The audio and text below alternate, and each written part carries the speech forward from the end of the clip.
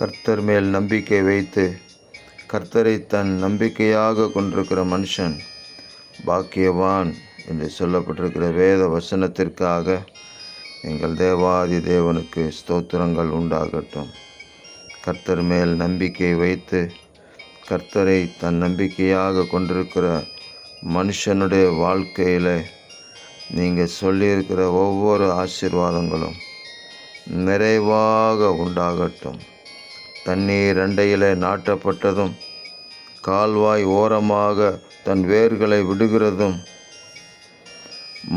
மழை தாழ்ச்சியான வருஷத்திலும் வருத்தமின்றி தப்பாமல் கனி கொடுக்கிறதுமான மரத்தை போல் இருப்பான்.